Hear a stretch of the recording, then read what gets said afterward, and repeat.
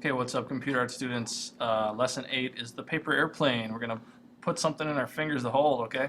So number 29 is levels. We're going to work with the levels of the paper airplane. And then 30, we're going to create a layer mask to make it look like the fingers are actually holding the plane. Okay, so first of all, we need to go grab the paper airplane from our folder that we've been working with. And where is it? Paper airplane, here it is. Let's open that up. Okay, pretty nicely cut plane. Whoever created this did a really nice job cutting it out. But it's a little dark. So what we can do is play around with the levels. Go to Image, Adjustments, Levels. And what we're going to do is move this out of the way so we can see what we're working with here. And let's just take this gray and move it out so it's more of that bright paper color. Okay. Experiment with the white. Move that white up too. Give it a nice rich paper color. Nice pure white. That looks pretty good. I think that you can go too far, but just play around with it. So if you want to use my settings, I'm going to stop at 160 and then 226 for this one. If you want to just type that in, that'll be fine. Click OK.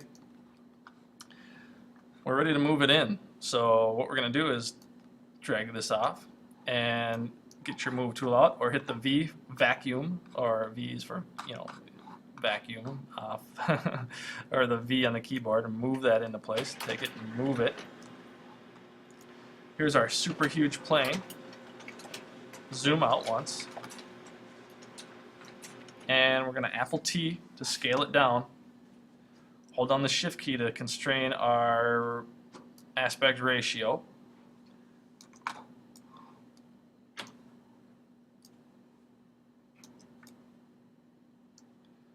Move it in place.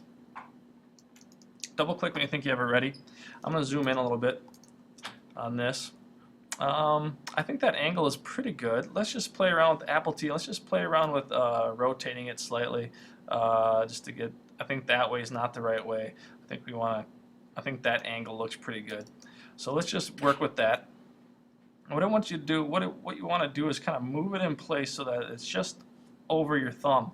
If you wanted to, you could take down the opacity of this layer so you can see where your thumbs line up. Okay, so I think right in there is pretty accurate, because we have some space underneath this wing for a thumb to grab onto, right?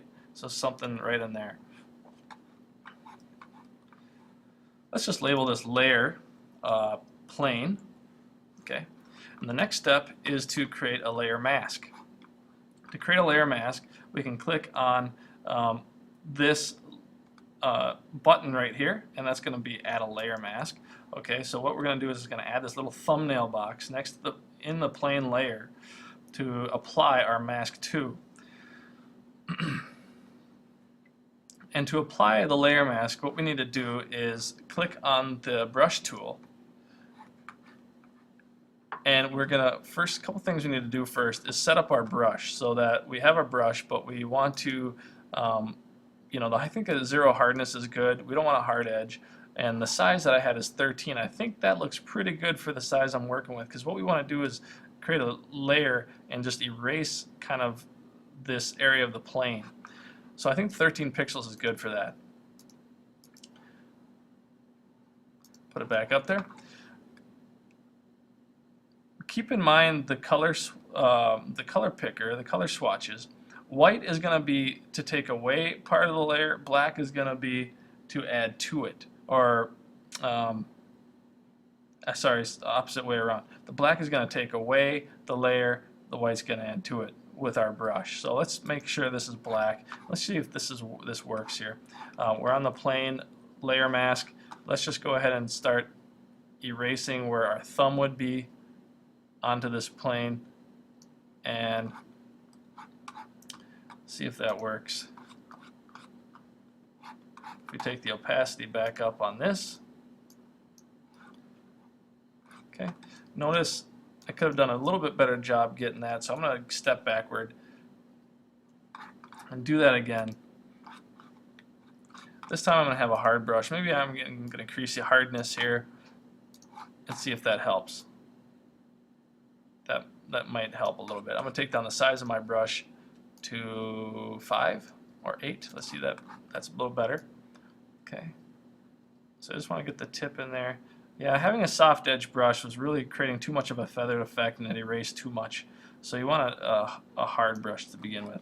So take the opacity back up, and that should work. Zoom out, and it looks like it is holding the plane. Now what we can do, if you want to get really detailed in this, is if we can click on the plane layer, and let's check out the burn tool real quick. Apply a small brush to it, even smaller. Take the exposure down to like 15 or 10. 10 is okay. And what we're going to do is just hit up this plane. We're going to switch to highlights. We're going to darken up the highlights. The burn tool is going to burn in all the pixels to make them look darker, because we want to create a nice little shadow there next to our hand. Just make sure we're on the plane, the regular plane layer, not the mask. Okay, so we're going to kind of burn that in under and around our, to make it look like it's gripping it. If you feel like that is too much, go to the dodge tool and dodge it back. Take the size down and just dodge it back.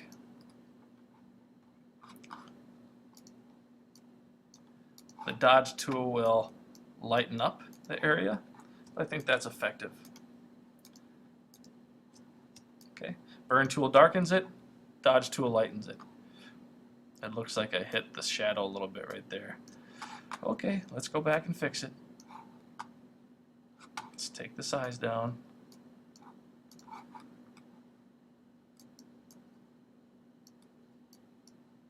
I got a little overzealous with it.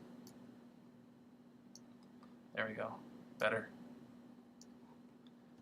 Okay. It's a little spotty now, but whatever. Okay. Repeat the step for the other hand. What we're going to do is take this plane. We're going to duplicate this plane by bringing it to the copy paper.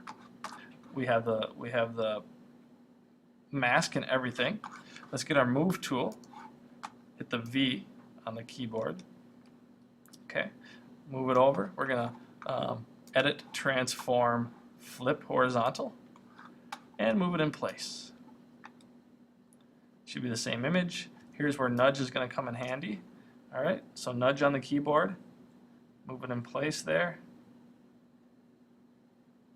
For the most part, that looks pretty good. From a distance, you know, when we're at 100%, it's not going to look very bad. It's going to look pretty good. Okay, you can zoom out, and for the most part, that looks pretty good. I kind of like the size on those. Let's compare it to our original.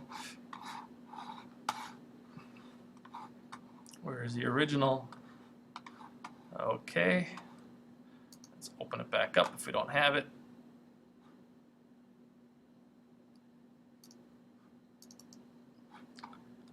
Ooh, look at how small the hands are.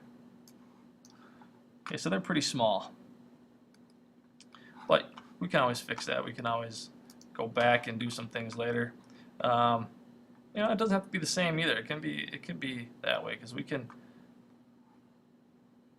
divide. We can go away from the original too. It shows creativity. Anyway, good luck with that.